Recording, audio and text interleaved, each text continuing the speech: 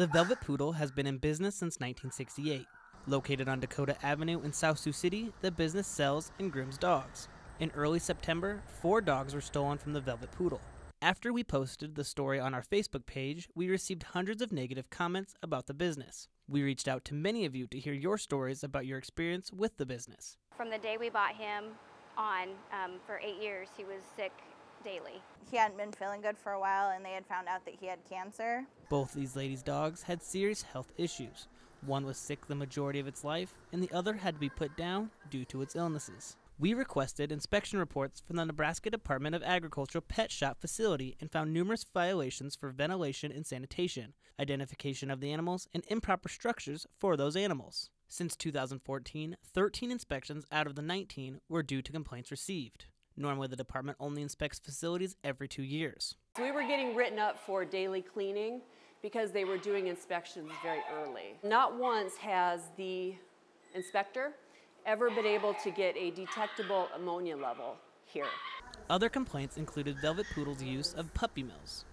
There is documentation done by a site called Bailing Out Benji that shows continued use of these puppy mills. Puppy mills are commercial breeding facilities that literally have dozens to hundreds of adult breeding dogs that live in some of the worst conditions that you can imagine. Many of the breeders the Velvet Poodle gets their dogs from have been cited for the poor conditions of their facilities.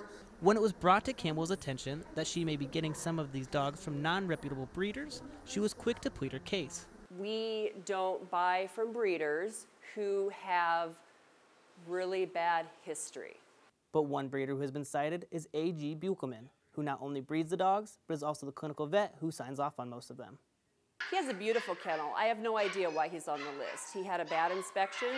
He made the corrections necessary, and he's been in compliance ever since. Buchelman is an offender on the Horrible 100 list, a list of the worst puppy mills in the country. They narrow that horrible 100 down list based on how many violations each place had. So every year, that horrible 100 list, you're seeing the worst breeders with the worst violations in the whole country, and all of that is backed up with USDA reports. According to the Certificate of Veterinary Inspection records we obtained, the Velvet Poodle has done business with Buchelman. Buchelman made the 2017's Horrible 100 list for having dogs with infected injuries and even having dead mice floating around the animal's drinking water. We reached out to Buchelman, but he had no comment at this time and referred us to his attorney. While many consumers think a lot of these dogs are sick because of the conditions they come from, Campbell stated she would never sell an unhealthy animal to anyone but has a plan intact if that were to happen. We offer a 7-day health guarantee where if they take it to the vet within 7 days and their vet has a statement that says the dog had this at the time of sale, and we can tell that by the incubation period and the symptoms, then we will pay for that treatment. The Velvet Poodle also has an F rating from the Better Business Bureau, an organization that offers the public reviews and information on businesses across the country. Chris Coleman of the Better Business Bureau said the Velvet Poodle's rating stems from mostly being non-responsive to customer complaints. Consumers call us or contact us or email us and ask us to help resolve complaints that have escalated with the business.